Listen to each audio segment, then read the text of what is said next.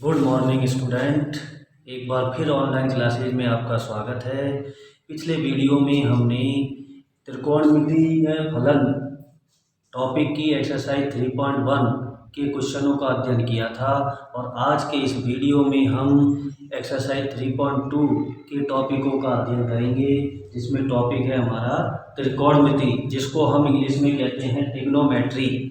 अब ये क्या होता है, ये शब्द हमने 9th और 10th क्लास में भी पढ़ा है, तो वहाँ पे हमने क्या पढ़ा और यहाँ हम क्या नया पढ़ने वाले हैं, इसकी चर्चा हम करने वाले हैं अब यहाँ पर।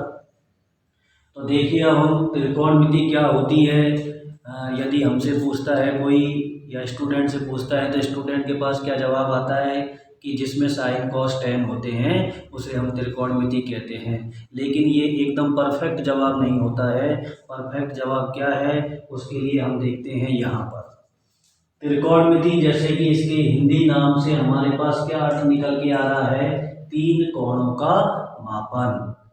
त्रि मीन्स तीन, कोण मीन्स कोण और मिति मीन्स मापन। तो बन गया तीन कोणों का मापन। और इंग्लिश वाला शब्द है ट्रिग्नोमेट्री। ट्राई का मतलब तीन, गोनो मीन्स भुजा, मेट्री मीन्स मापन। तो ये यहाँ से इंग्लिश वाले शब्द से बना तीन भुजाओं का मापन। अब हम देखें कि तीन कोण और तीन भुजा किस में होते हैं, ट्राइंगल में, त्रिभुज में होते हैं। इसका मतलब ये त्रिभुज की भुजाओं और कोणों की बात कर रहा है। तो क्या बनी डेफिनेशन, यदि हम थोड़ा सा जोड़ तोड़ करें इसमें, कि त्रिभुज गणित की वह शाखा जिसके अंतर्गत त्रिभुज की भुजाओं और कोणों के मध्य संबंधों का अध्ययन किया जाता है, त्रिकोणमिति कहलाती है। गणित एक पेड़ की भांति है जिसकी बहुत सारी शाखाएं होती है। अंक गणित, बीज गणित, रेखा गणित पढ़ी है हमने छोटी क्लासों में।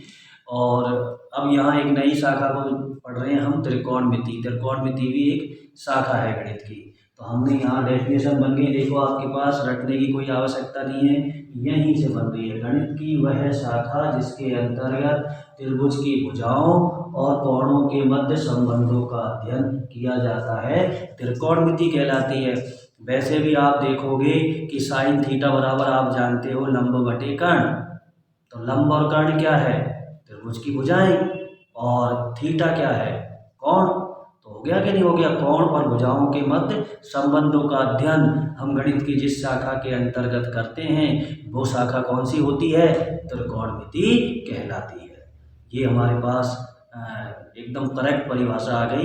तो कोई भी हमसे त्रिकोणमिति पूछे कि क्या होती है त्रिकोणमिति, तो हम ये जवाब दे सकते हैं। दूसरी बात आती है, हमने 10th क्लास में एक टॉपिक पढ़ा था, न्यून कोणों के त्रिकोणमितीय अनुपात। हम उस टॉपिक से या 10वीं क्लास से 11वीं को जोड़ने जा रहे हैं अब, तो थोड़ा ध्यान से देखें। न्यून कोणों के त्रिकोणमितीय अनुपात। तो न्यून कोण त्रिभुज या न्यून कोण त्रिभुज, जिसमें ऐसा त्रिभुज जिसमें न्यून कोण आए, स्पष्ट पता चल जाए, वो ऐसा कौन सा होता है, समकोण त्रिभुज। एक ऐसा त्रिभुज है जिसमें हमें मालूम है कि एक कोण 90 डिग्री का और शेष कोण न्यून कोण होते हैं। तो समकोण त्रिभुज हमने लिया, यहाँ पर ये न्यून कोण थीटा ले लिया, और हम जानते हैं कि यदि ये थीटा है तो थीटा के सम्मुख वाली भुजा लंब होती है और समकोण के सम्मुख भुजा कर्ण होती है और शेष बची हुई भुजा आधार कहलाती है। तो ये अनुपात की बात कर रहा है। अनुपात जैसे हमारे दिमाग में आता है तो हमारे दिमाग में झंझनाहट चालू होती है कि 2:3, 5:4। तो इसका मतलब अनुपात क्या व्यक्त करता है, अनुपात व्यक्त करता है दो संख्याओं में संबंध को व्यक्त करता है। तो वो दो संख्याएं हैं, यहाँ पर कौन सी होगी, भुजाएं हो सकती है, दो संख्याएं भुजाएं हो सकती है। भुजाओं के माप 2 सेंटीमीटर, 4 सेंटीमीटर, इस प्रकार से। तो यहाँ पर हमने क्या ले लिया कि अनुपात हो गया। अनुपात से पहले क्या है, त्रिकोणमिति है।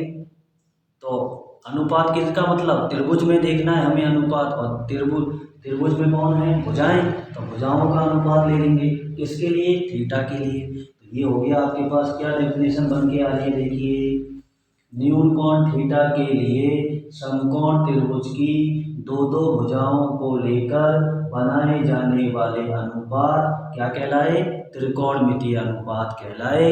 गणितज्ञों ने इन्हें प्राप्त किया था। ये 6 होते हैं, अगर आपसे पूछा जाता है कि भैया ये साइन कॉस टेन 6 ही क्यों होते हैं, तो संभवतः बहुत कम जवाब आता है हमारे पास कि हमें नहीं मालूम कि 6 क्यों होते हैं। क्यों होते हैं 6? क्योंकि 6 ही बनेंगे। अब आप देखिए कैसे, इधर देखें हम, 3 भुजाएं आपके पास, लंब, कर्ण और आधार। तो लंब का कर्ण के साथ अनुपात, लंब का आधार के साथ। पहले लंब को चुन लिया, फिर आधार का लंब के साथ अनुपात, फिर आधार का कर्ण के साथ अनुपात, फिर हमने कर्ण को चुना, कर्ण का लंब के साथ अनुपात, कर्ण का आधार के साथ। तीनों भुजाएं आ गई, इसीलिए अभी इससे ज़्यादा बन नहीं रही। तो कितने बने? 6। फिर गणितज्ञों ने इनको प्राप्त करके इनका नामकरण किया। तो आप इसका क्या नाम जानते हो? लंब बटे कर्ण का साइन थीटा जानते हैं, ठीक। लेकिन रियलिटी में इसका नाम साइन थीटा कुछ विस्तृत नाम था, जिसको बाद में साइन थीटा किया था। तो विस्तृत नाम क्या था? थीटा का साइन। थीटा का साइन नाम था इसका। तो अब हमने क्या किया कि जैसे कहते हैं किसी व्यक्ति का नाम भैया कि महेश चंद्र गुप्ता है, तो वो क्या करता है कि घर पे क्या कहते हैं उससे कि भैया महेश महेश महेश ही बुलाते, कोई नहीं कहता घर पर महेश चंद्र गुप्ता। तो इसका मतलब क्या हो गया? शॉर्ट नाम। तो ऐसे ही गणितज्ञों ने भी इसका शॉर्ट किया नाम कि थीटा का साइन बार बार बोलने में दिक्कत महसूस होती है, तो उन्होंने क्या किया, यहाँ से 3 अक्षर लिए और ये थीटा लिया और बन गया क्या? Sine theta. इसके बाद ये पहला हो गया आपके पास, पहला। फिर ये आया आपके पास, इसको आधार बटे कर्ण को आप क्या कहते हो? Cos theta. लेकिन इसका नाम क्या था? थीटा का कोसाइन। थीटा का कोसाइन नाम था इसका। तो ऐसे ही यहाँ से भी 3 अक्षर लिए, COS और थीटा लिया और बन गया कॉस थीटा। ये आ गया आपके पास दूसरा। फिर आया आपके पास ये लंब बटे आधार को आप क्या कहते हो? टेन कहते हैं, टेन थीटा। तो इसका ओरिजिनल नाम क्या था? थीटा का टेंजेंट। और यहाँ से वही 3 अक्षर लिए और थीटा लिया और बन गया क्या? Tan theta. ये आ गया था तीसरा। फिर आया आपके पास ये, इसको क्या कहते हो आप? Cot theta. तो इसका क्या बन गया? थीटा का को टेंजेंट। यहाँ से 3 अक्षर लिए और थीटा लिया और बन गया कॉट थीटा। ये हो गया आपका चौथा। इसके बाद आया आपके पास 5वां, इसको हम क्या कहते हैं? Sec theta. और इसका ओरिजिनल नाम था थीटा का सेकेंड। तो यहाँ से आपके 3 अक्षर लिए और थीटा लिया और बन गया सेक थीटा। ये था 5वां। और फिर आया आपके पास कर्ण बटे लंब, जिसको आप क्या कहते हो? Cosec theta. इसका नाम क्या था? थीटा का कोसेकेंड। थीटा का कोसेकेंड। अब हम जानते हैं, अब यदि हम यहाँ पर 3 अक्षर लेते हैं तो कॉस बनता है, जबकि हम कॉस पहले ही बना चुके हैं। तो इसका मतलब हम ये भी जानते हैं कि यदि बड़े भाई का नाम यदि महेश है तो छोटे भाई का नाम कभी भी घर में महेश नहीं रखा जाता, तो इसको चेंज किया जाता है। इसका मतलब तो यहाँ भी पहले कॉस का जन्म हो चुका है, तो बाद में दोबारा कॉस नहीं रखा उन्होंने। क्या किया? 2 3 की जगह 5 अक्षर लिए यहाँ पर और बन गया कॉसेक। और यहाँ से थीटा। ये आ गया आपका छठा।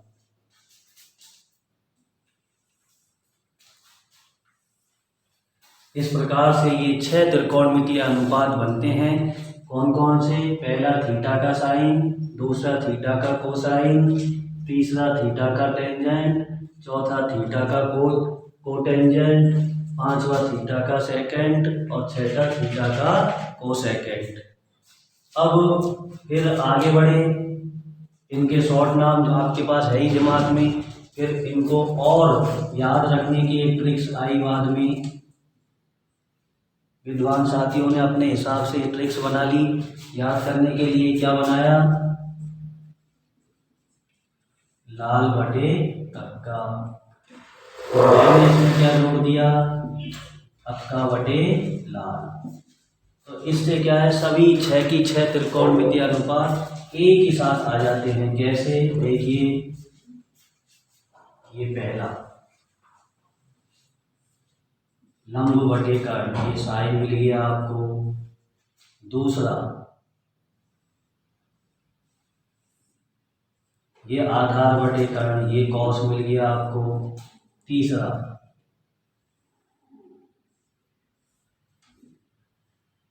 Tan theta. फिर ये चौथा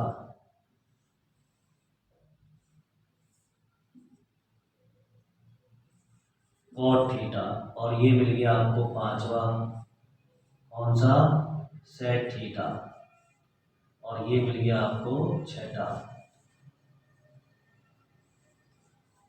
कॉसेक थीटा। ऐसे इनको याद रखना आसान बन जाता है। इसके बाद को पहला मिल गया, ये sine cos ten cot sec और कॉसेक, ऐसे मिल गए 6 की 6। तो इसके बाद आए इनमें संबंध, कि संबंध भी इन्हीं से बन रहे हमारे पास त्रिकोणमितीय अनुपातों में संबंध।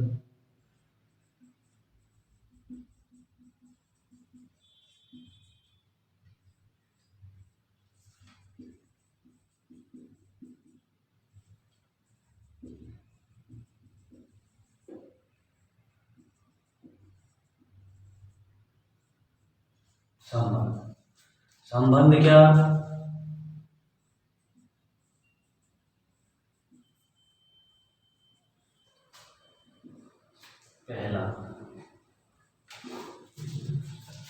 पहला क्या है हमारे पास, हम देखें कि लंब बटे कर्ण, तो और दूसरा देखें ये है कर्ण बटे लंब, तो एक दूसरे के उल्टे हैं। तो ये क्या हो गया, साइन कॉसेक का उल्टा और कॉसेक साइन का उल्टा। तो साइन थीटा बराबर 1 बटे कॉसेक थीटा। दूसरा कॉस आधार बटे कर्ण है, और देखें हम सेक या क्या है, कर्ण बटे आधार। तो ये दोनों आपस में एक दूसरे के उल्टे हो गए।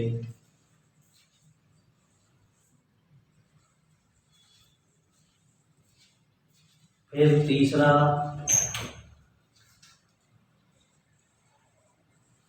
Tan theta. टेन थीटा देखें लंब बटे आधार, और ये किसका उल्टा है, देखो आधार बटे लंब, कॉट का उल्टा, ये इससे बन गया। ठीक, इसके बाद देखें हम चौथा टेन थीटा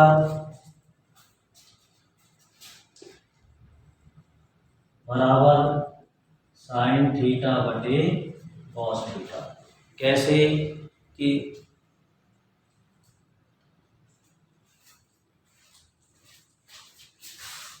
जी, अब हम देखें, हम थे यहाँ पर टेन थीटा बराबर साइन थीटा बटे कॉस थीटा पर।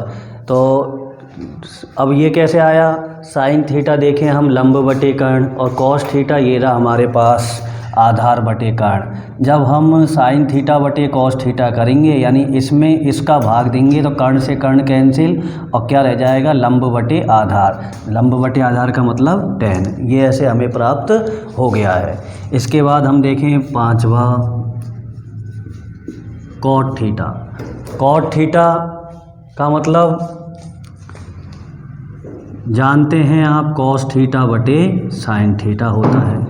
ठीक, अब कॉट थीटा ये भी कैसे आया देख लीजिए आप। कॉस थीटा ये रहा आपके पास आधार बटे कर्ण, और साइन थीटा ये रहा। जब इसमें इसका भाग देंगे तो ये देखिए आधार ऊपर रहेगा, लंब नीचे, कर्ण से कर्ण कैंसिल, आधार बटे लंब, और आधार बटे लंब कहाँ है हमारा, ये रहा कॉट थीटा। ठीक, इसके बाद हम आए आगे छठा। ये हम जानते हैं sine square theta plus cos square theta equal 1 होता है। सातवां 1 प्लस टेन स्क्वायर थीटा बराबर सेक स्क्वायर थीटा और 8वां 1 प्लस कॉट स्क्वायर थीटा बराबर कोसेक स्क्वायर थीटा।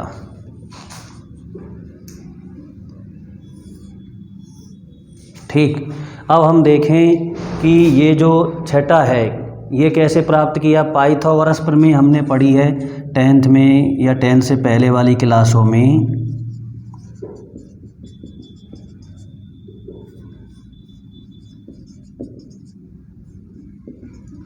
पाइथागोरस प्रमेय क्या है आपके पास, कर्ण स्क्वायर बराबर लंब स्क्वायर प्लस आधार स्क्वायर।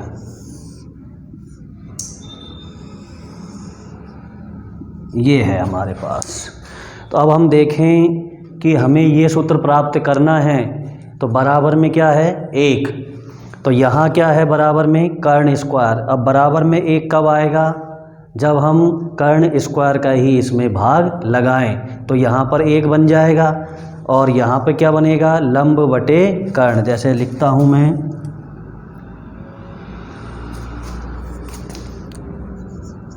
कर्ण स्क्वायर बटे कर्ण स्क्वायर बराबर लंब स्क्वायर बटे कर्ण स्क्वायर प्लस आधार स्क्वायर बटे कर्ण स्क्वायर। ठीक है, देखिए कर्ण स्क्वायर का तीनों में भाग दिया। अब यहाँ से कितना आ गया 1 और ये लंब बटे कर्ण क्या बन गया साइन, तो ये बन गया आपके पास साइन स्क्वायर थीटा और आधार बटे कर्ण कॉस, तो ये बन गया कॉस स्क्वायर थीटा।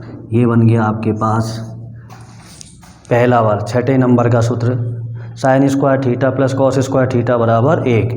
अब इसी प्रकार अब इसे प्राप्त करना है तो कैसे आएगा 1 प्लस टेन स्क्वायर थीटा बराबर सेक स्क्वायर थीटा। यहाँ पर क्या है बराबर में सेक स्क्वायर थीटा और सेक स्क्वायर थीटा लाने के लिए क्या करना पड़ेगा, सेक थीटा देखो ये रहा, कर्ण में किसका भाग जा रहा है आधार का, तो कर्ण में किसका भाग देना पड़ेगा आधार स्क्वायर का, तो आधार स्क्वायर का भाग देंगे तो ये तो बन जाएगा आपके पास सेक स्क्वायर थीटा और आधार स्क्वायर का भाग देंगे तो ये 1 हो जाएगा और ये लंब बटे आधार क्या हो जाएगा 10, तो ये हो गया 10 स्क्वायर। तो ये 1 प्लस 10 स्क्वायर बराबर सेक स्क्वायर थीटा। ठीक, इसके बाद हम देखें कि 8वां कैसे प्राप्त किया, ऐसे ही 8वां प्राप्त करेंगे हम, क्योंकि यहाँ पर क्या है कोसेक स्क्वायर थीटा और कोसेक के लिए क्या चाहिए कर्ण बटे लंब, तो ये कर्ण रहा यानी कि हमें किसका भाग देना पड़ेगा लंब स्क्वायर का, तो यहाँ से ये बन जाएगा कोसेक स्क्वायर ये 1 और ये आधार बटे लंब कॉट स्क्वायर, तो ये बन जाएगा 1 प्लस कॉट स्क्वायर बराबर